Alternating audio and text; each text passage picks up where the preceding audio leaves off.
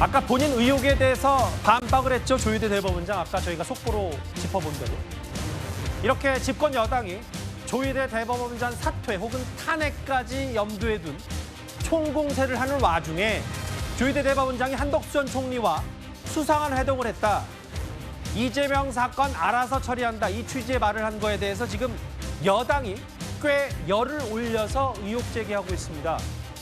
이제부터 이게 정말 검증이 돼 있는 얘기인지 아니면 단순한 증거과 정보지 수준인지 하나하나 분석을 해봐야 될 것 같습니다. 일단 조희대 대법원장이 이례적으로 기자들 앞에 서서 한덕수는 물론 거론된 사람들 외부 인사와 만난 적 없다. 그리고 제일 핵심인 이재명 대통령 공직선거법 위반 사건 논의한 바 없다. 조금 전 저희도 속보로 만나봤다시피 입장을 냈습니다. 그런데 어제 오늘 여당에서는 이런 의혹 제기들이 쏟아졌었습니다. 제가 제보 받은 거고요. 제가 지난번에 제보 받았어요. 조희대가 윤석열을 만나서 이재명 건이 올라오면 내가 대법원에서 바로 정리해버리겠다라고 했다고. 그래서 조희대 대법원장 답변하라고 했는데 답변이 없어요. 오늘 영상 한번 다시 보실게요. 윤석열 탄핵 이후 정상명, 한덕수, 조희대가 4인이 회동했답니다. 이것도 의혹이지만 들어보세요. 제가 말했던 내용과 똑같은 내용이 들려요.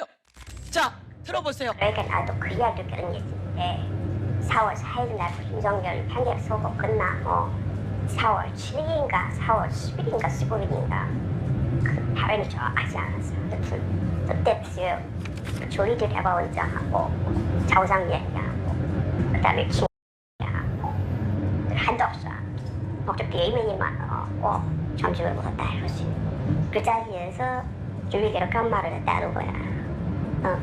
이재명 사건 대법원에 올라오면 대법원에서 처리해서 알아서 처리한다.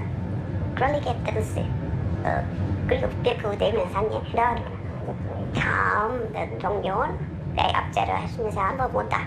이게 사실인지는 모르겠으나 이 내용이 있지 않습니까? 이게 말씀드려도 되겠습니까? 녹취로 나와 있잖아요. 아까 들은 내용은 저도 처음 듣는 내용이긴 하지만 제가 알기로는 하늘이 두 쪽 나도 우리 대법원장님 그럴 뿐이 아니라고 제가 말씀드려야 되겠습니다. 사실 이미 서영교 의원으로부터 먼저 의혹 제기가 된 거예요. 어제 대정부 질문에서 부승찬 의원 전에. 그러니까 결론만 얘기하면 이 모든 의혹 제기가 X 조희대 대법원장 절대 아니다. 명백히 아니다라고 얘기한 겁니다. 근데 조희대 대법원장의 오늘 입장 표명 이후에 이제 민주당에서도 또 추가로 재반박이 나오는 것 같아요. 속보로 좀 만나보겠습니다. 예. 여당은 대법원장의 자격을 이미 상실했다고 규정을 했어요. 그리고 국가와 법원에 존망 달린 일엔 침묵한다라고 했습니다. 사법부에 애정이 있다면 거취를 밝혀라. 사실인지 법사에서 검증하겠다. 김영민 법사위원 중에 한 명이지. 김영민이 이렇게 얘기했고 거짓 밝혀진다면 책임도 강력히 물. 잠깐만 여기까지만 속보 짚어보겠습니다. 송영훈 대변인. 민주당은 일단 그거 말고도 일단 거취 표명을 해야 된다고 얘기를 하는데요. 무턱대고 답정너식으로 대법원장 그만두라는 거죠. 헌법과 법률이 임기를 보장하는 대법원장인데 의혹에 대한 최소한의 근거도 없이 저렇게 무조건 나가라는 식입니다. 예. 청담동 술자리를 넘어서 이쯤 되면 청담동 점심이 아닌가 그렇게 이름 붙여야 할 것 같고요. 예. 그런데 우리가 여기서 짚어봐야 될 것은 민주당이 왜 저렇게까지 대법원장에 대해서 무리하게 쫓아내려고 하느냐라고 하는 부분입니다. 이것은 2021년 10월 20일로 거슬러 올라가야 됩니다. 예. 이재명 대통령은 당시 경기도지사 신분에서 경기도 국정감사를 받으면서 백현동 용도 변경, 예. 국토부로부터 협박받았다고 거짓말을 했습니다. 거짓말이라고 표현해도 되는 것은 대법원 전원합의체가 이미 그것은 유죄라고 결론을 내렸기 때문이죠. 예. 그런데 민주당은 그동안에 자신들의 강성 지지층, 당원 그리고 팬덤을 향해서 이재명 민주당 당대표는 거짓말을 한 것이 아니라고 계속 주장해 왔습니다. 그렇게 하면서 사실상 지지층과 당원을 속여온 것이죠. 그런 세계관에서는 조희대 대법원장을 계속 악마화할 수밖에 없습니다. 즉 이재명 대통령이 거짓말을 한 것이 진실인데 그 진실을 올바로 밝혀준 판결에 대해서 계속 부정하면서 그 판결한 주체를 자체를 악마화해야만 그 세계관이 계속 유지될 수 있기 때문입니다. 그렇기 때문에 조희대 대법원장에 대한 어떤 의혹이 사실이든 아니든 정치 공세 차원에서는 아무 관계가 없는 것이죠. 예. 그렇기 때문에 저런 주장을 고수하고 있는 것인데, 그러나 최소한의 근거도 없다는 것을 지금 우리 국민들께서 보고 계시지 않습니까? 예. 저런 것을 계속하면 아마 국민들께서 용납하지 않을 것이다라는 말씀을 드립니다. 근데 조희대 대법원장 말고도 그 여당의 의혹 제기 대상에 이름을 올린 사람들도 이렇게 얘기했어요. 물론 천대법원 행정은 아니지만 그럴 뿐 아니라고 했고, 한덕수 전 총리 측 조희대 대법원장과 회의 식사 일체 없었다, 개인적인 친분 없다 했고, 정상명 전 검찰총장 조희대 대법원장과 아는 사이도 아니고 대응할 가치도 없는 소설이다. 근데 장현주 변호사님, 저는 선뜻 이해는 안 돼서 저 정도 여당의 속보가 나오려면 조희대 대법원장의 퇴근길에 만난 건 맞다, 그런데 이재명 사건 내가 알아서 처리한다는 말한 적이 없다 정도가 돼야, 거봐라 맞는 거 아니냐, 만난 거 맞는 거 아니냐, 저거 책임 묻겠다, 대법원장 거짓 표명해라 라고 하는 게 뭔가 정상적이지 않습니까? 글쎄요, 뭐 일단 민주당 입장에서는 지금 나오고 있는 여러 가지 의혹들에 대해서 특히 이제 서영교 의원이라든지 이런 분들은 나름대로의 그 고위직으로부터 제보를 받았다라고 이야기를 하고 있습니다. 예. 물론 이 제보에 대해서 사실관계가 어떠한지 이런 부분들은 좀 더 확인이 필요해 보이고, 또 전원이기 때문에 이 부분이 진짜가 맞는지에 대한 검증도 필요할 것으로 보이긴 하지만 적어도 의혹에 대한 단서는 분명히 되는 것으로 봐야 될 것 같거든요. 예. 그러나 그 부분들이 진짜인지 아닌지는 결국에는 수사기관이 최대한 최후에는 판단을 할 수 있는 것이고, 또 수사기관이 갖고 있는 수사권으로 이 부분을 검증해 볼 수 있는 부분들이 있기 때문에 아마 당으로서는 관련된 제보가 들어온다라고 한다면 당연히 검증이 필요하다라는 문제의식이 있었을 것으로 보이고요. 예. 그런 검증을 해야 된다라는 책임감에서 지금 나온 이야기들이기 때문에 그런 부분에서 민주당이 강하게 지금 책임을 묻는 것으로 봐야겠습니다. 예. 아니 저는 그 상식적인 질문 하나 제가 거꾸로 드리고 싶은 게, 예.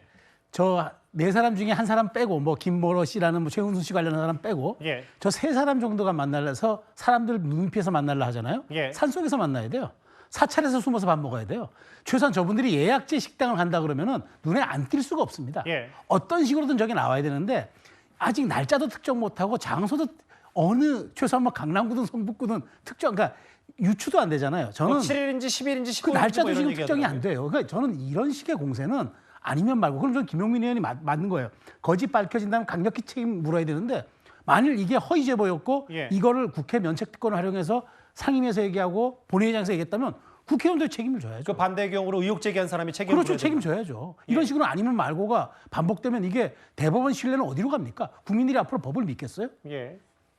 그 앞서 지나갔던 속보 내용 다시 한번 부탁드려도 될까요? 그러니까 김영민 의원 전에 여당에서는 그럼에도 조희대 대법원장이 사법부에 애정이 있다면, 임기가 2027년까지인데 사법부에 애정이 있다면 거취를 밝혀라 라고 민주당은 오늘 퇴근길에서 전혀 사실이 아니다, 명백히 아니라도 입장표명을 했는데도 저렇게 얘기를 했어요. 알겠습니다. 사실 오늘 최고위원회에서 정청래, 전현희 이런 민주당 지도부들도 이 의혹 제기에 가세한 바가 있습니다. 직접 한번 들어보겠습니다. 실제로 대법원에서 사상 초유의 단 이틀 만에 기록도 보지 않고 속전속결로 유죄 취지의 파기환송 판결이 있었습니다. 반드시 특검이 파헤쳐서 그 책임을 물어야 합니다.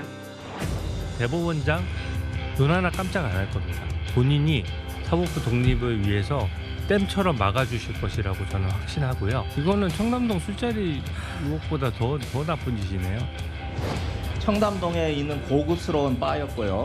윤석열 대통령도 이 자리에 합류를 했습니다. 한정우에 윤석열까지 다 온 거야. 네, 와가지고 술 마시고 노래 부르고 공개하고 같은 윤석열이 있고. 저는 뭘 했나요? 왜 안 나오지? 사법부 독립을 흔드는 거고요. 그러면은 어떻게 대통령 나왔습니까? 파기자판 해버렸으면 끝나잖아요.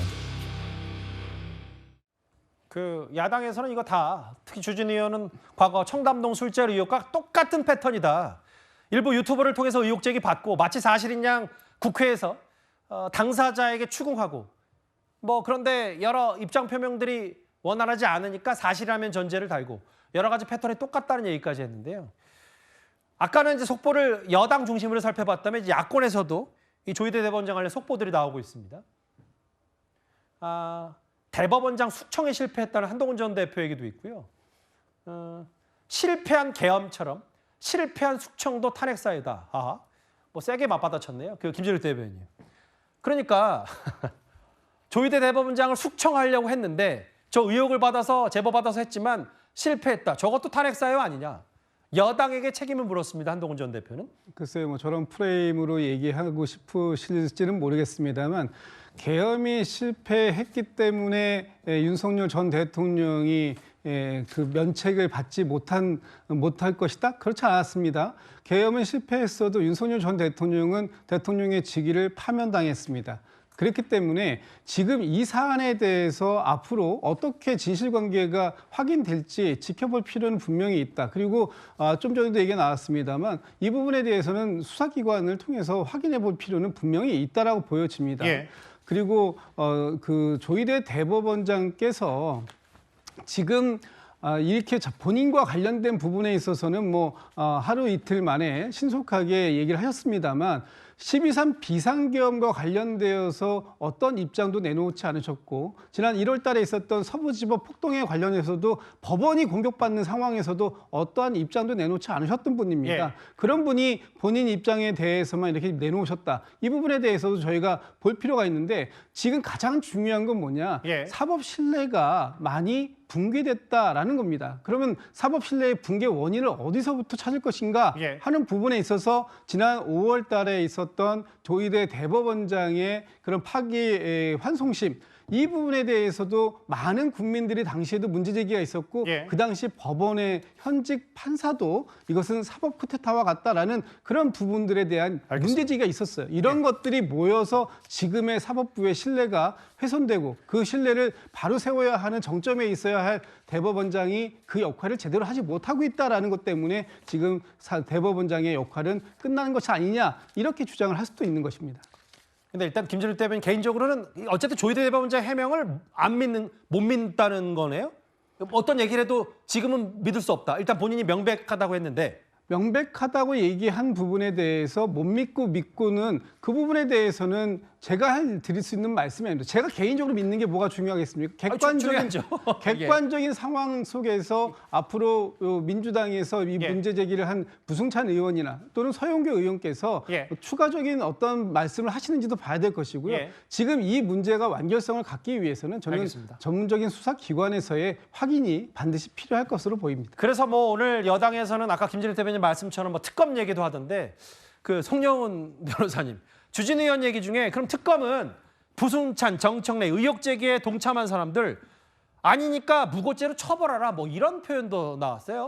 우리가 허위 사실로 무고해서 징계받거나 처벌받게 하면 그건 형법상 무고죄로 처벌되는 사안 아니겠습니까? 물론 부승찬 의원 같은 경우에 국회 본회의에서 발언했기 때문에 면책특권을 적용받는다라고 주장할지도 모르겠지만 지금 조희대 대법원장이 이렇게 명백하게 부정한 상황이라면 앞으로 민주당 국회의원들이 한 걸음만 더 나가면 이제는 면책특권의 보호를 받을 수 없습니다. 사실은 판례상으로도 명백하게 허위 사실인 것을 알고 얘기하면 그것은 면책특권을 적용받을 수 없다고 하거든요. 그렇다면은 민주당 의원들도 더 이상 의혹의 근거가 없다면 이쯤에서 그만해야 됩니다. 여기서 한 걸음만 더 나아가면요. 민주당이 사법권의 독립을 부정하고 삼권 분립을 뒤흔들고 민주적 기본 질서를 인정하지 않는 위헌정당이라는 비판을 받아도 할 말이 없는 거예요. 그리고 앞서 김진욱 대변인께서 조희대 대법원장이 1월 19일 서부지법 난입 사태에 대해서도 아무런 입장을 표하지 않았다 이렇게 말씀하셨길래 제가 팩트체크 하나 해드리겠습니다. 1월 19일 서부지법 난입 사태 당일에 대법관 회의가 있었습니다. 그리고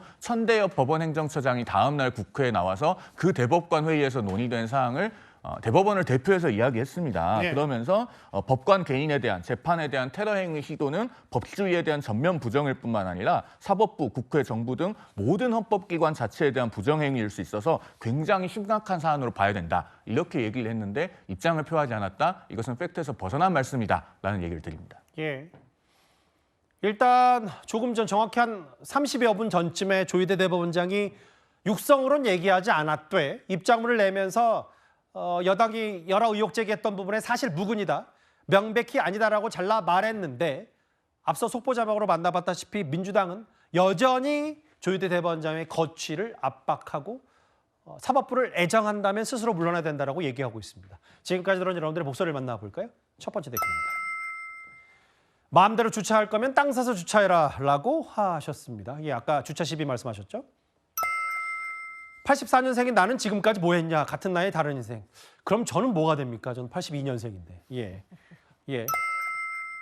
그런 식의 제보 주장이라면 나도 지금 하나 말할 수 있겠다라고 하셨어요. 이거 너무 칠하시성 증권가 정보지 수준의 의혹 제기를 국민의힘 국회, 아니 정확히는 민주당 국회의원들이 하고 있냐라는 얘기겠죠. 예. 국회가 법을 대하는 법 최악의 수준을 넘었다고 했습니다. 마지막 볼까요? 징계 삼진 아웃제도 도입해 주세요. 댓글 5개 모두 감사드립니다. 마지막 댓글은 최강욱 전 의원 얘기였습니다.